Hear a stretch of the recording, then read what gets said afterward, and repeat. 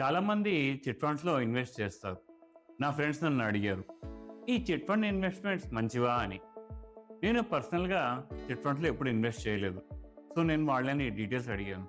Details చూసి అవి మంచివా కాదా అని నేను చెప్పగలనని.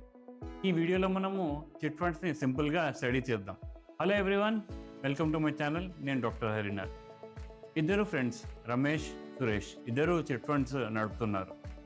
Same amount 10 lakh rupees, same basic idea, కానీ స్ట్రక్చర్ కొద్దిగా డిఫరెంట్గా ఉంది ఇద్దరిది. అసలు చిట్ ఫండ్స్ అంటే ఏంటి అని బేసిక్స్ చూద్దాం ఫస్ట్. ప్రతి చిట్ ఫండ్లో మెయిన్గా 3 రోల్స్ ఉంటాయి: ఆర్గనైజర్, బారోవర్, ఇన్వెస్టర్. ఆర్గనైజర్ అందరినీ కలుపుతాడు, మంత్లీ డ్రాని మేనేజ్ చేస్తాడు, ఇంకా చిట్ని రన్ చేయడానికి కమిషన్ తీసుకుంటాడు. కానీ ఇక్కడ చాలామంది మిస్ అయ్యే పాయింట్ ఏంటంటే ప్రతి సింగిల్ మెంబర్ కూడా టైమింగ్ని బట్టి 2 రోల్స్ ప్లే చేస్తారు. మీరు డబ్బు ముందుగా తీసుకుంటే మీరు బారోవర్ అవుతారు, అంటే మీరు లోన్ తీసుకుంటున్నారు. మీరు డబ్బు వెయిట్ చేసి లేట్గా తీసుకుంటే మీరు ఇన్వెస్టర్, అంటే మీరు ప్రతి నెల సేవ్ చేస్తూ వస్తున్నారు. ఫైనల్గా మీకు వచ్చేది మీ పేషెన్స్కి రిటర్న్. సో ఇక్కడ ప్రోస్ అండ్ కాన్స్ చూద్దాం.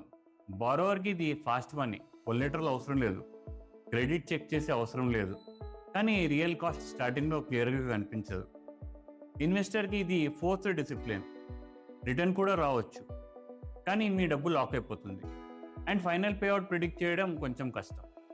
ఆర్గనైజర్కి ఇది బిజినెస్, కమిషన్ ఎర్న్ చేస్తాడు, కానీ రెగ్యులేటెడ్ చిట్ అయితే లీగల్ రెస్పాన్సిబిలిటీ కూడా ఉంటుంది. ప్రతి రూపాయికి ఆర్గనైజర్ రెస్పాన్సిబుల్. ఎవరైనా మెంబర్ ఐపీ పెట్టేస్తే ఆ కాస్ట్ ఆర్గనైజర్ భరించాలి. ఇప్పుడు రమేష్ చిట్ ఫండ్ చూద్దాం. ఇది ఇన్ఫార్మల్గా రన్ అవుతుంది. మన గ్రూప్స్లో ఇలాంటి చిట్స్ చాలా కామన్. రిజిస్ట్రేషన్ ఏముండదు, ప్రతి మెంబర్కి వచ్చే డిస్కౌంట్ ఆప్షన్లో డిసైడ్ అవ్వదు. అది ఒక టేబుల్ రమేష్ ముందే ఫిక్స్ చేస్తాడు, మెంబర్స్ జస్ట్ ఆ టేబుల్ని ఫాలో అవుతారు. ఆర్గనైజర్ కమిషన్ ఎక్కడా చూపించలేదు. ఇది ఫస్ట్ లుక్లో చాలా బాగా కనిపిస్తుంది, కానీ యాక్చువల్గా రమేష్ ఎంత అర్న్ చేస్తున్నాడో కూడా ఎవరికి తెలియదు. ఇలాంటి చిట్స్ నేను ఫస్ట్ టైం చూస్తున్నా. దీంట్లో రూల్ ఏంటంటే మీరు డబ్బు తీసుకున్న తర్వాత నెల నుంచి ఫ్యూచర్ డిస్కౌంట్స్ మొత్తం పోతుంది. అంటే నెక్స్ట్ మంత్ నుండి మీరు ఫుల్ రేట్ పే చేయాలి, నో ఎక్సెప్షన్స్. ఇప్పుడు స్ట్రక్చర్ చూద్దాం. Total chit fund amount 10 lakh rupees, 15 members ఉన్నారు, 15 months.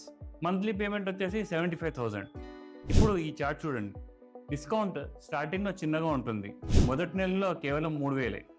ప్రతి నెల మెంబర్స్కి డిస్కౌంట్ వస్తూ ఉంటుంది, కానీ చివరికి వచ్చేసరికి లాస్ట్ మంత్లో 50,000 డిస్కౌంట్, అంటే 50,000 రూపీస్ డిస్కౌంట్ వస్తుంది.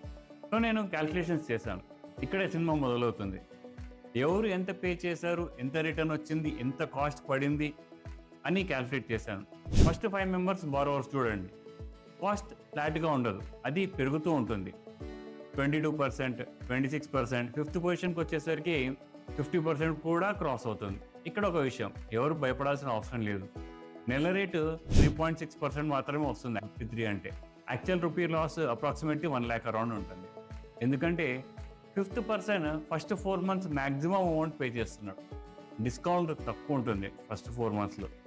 చిట్ లిఫ్ట్ చేసిన తర్వాత ఫ్యూచర్ డిస్కౌంట్ 0 అయిపోతుంది, అందుకే తనకు వడ్డీ ఎక్కువ పడుతుంది. ఇప్పుడు ఇన్వెస్టర్ సైడ్ చూద్దాం. Last 3 positions 3%, 10%, 18%. ఆ 18% పేపర్ మీద సూపర్గా కనిపిస్తుంది, కానీ ఇది గ్యారంటీ కాదు. మొత్తం టేబుల్ పైన ఆధారపడి ఉంటుంది. ఆ టేబుల్ రమేష్ సెట్ చేశాడు, మీకు వస్తుందో రాదో తెలియదు. రియల్ ఆప్షన్ ఉండదు, లాటరీ సిస్టమ్. మరి మధ్యలో ఉన్న వాళ్ళ సంగతి ఏంటి? 6 నుంచి 12 వరకు అంటారా? వాళ్ళకి ఆల్మోస్ట్ 0 ఇన్వెస్ట్మెంట్ అని అనలేము, లోన్ అని కూడా అనలేము. సో సారాంశం ఏంటి అంటే ఎవరైనా ఒకరు 18% రిటర్న్తో బయటికి రావచ్చు, కానీ మిగతా వాళ్ళు అదే చిట్లో అన్ప్రిడిక్టబుల్ కాస్ట్తో ఇరుక్కోవచ్చు. ఇది రియల్ ఇన్వెస్ట్మెంట్ కాదు, ఇది లాటరీ మాత్రమే. ఇప్పుడు సురేష్ చిట్ చూద్దాం. Suresh chit registered, chit funds act కింద రిజిస్టర్డ్ అయ్యాడు. ప్రతి month payout real live option ద్వారా డిసైడ్ అవుతుంది. మెంబర్స్ ఓపెన్గా బిడ్ చేస్తారు, అంటే వేలం పాట. ఇది ట్రాన్స్పరెంట్, నంబర్ ఎలా వచ్చిందో క్లియర్గా కనిపిస్తుంది. కమిషన్ లా ప్రకారం ఫిక్స్, ముందే చెప్తారు. ఇక్కడ ఒక ముఖ్యమైన విషయం ఏంటంటే మీరు చిట్ లిఫ్ట్ చేశాక కూడా అందరిలాగా మీకు కూడా డివిడెంట్ వస్తుంది, ఎందుకంటే ఇది రిజిస్టర్డ్ చిట్ కాబట్టి, రెగ్యులేటర్ ఉంటాడు కాబట్టి.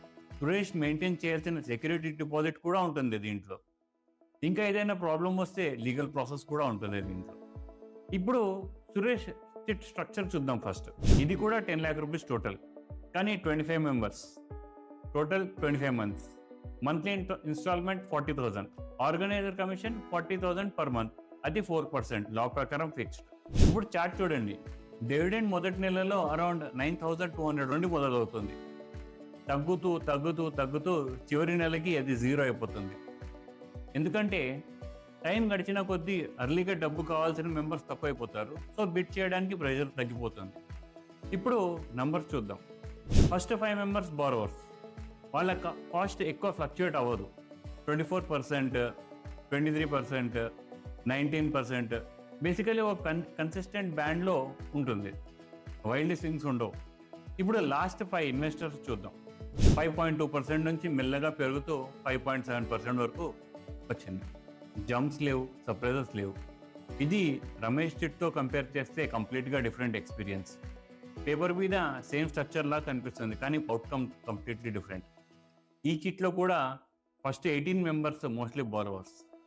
సో సురేష్ చిట్టి ఎవరికి సర్ప్రైజ్ రిటర్న్స్ ఇవ్వదు, అలానే ఎవరికి షాక్ కూడా ఇవ్వదు. Borrowers study and predictable cost pay చేస్తారు. ఇన్వెస్టర్స్కి ఎఫ్డి లాంటి రిటర్న్స్ వస్తుంది. కొన్నిసార్లు కొద్దిగా తక్కువ, కొన్నిసార్లు కొద్దిగా ఎక్కువ, ఎందుకంటే రిటర్న్ ఆప్షన్ బట్టి డిసైడ్ అవుతుంది ఇక్కడ.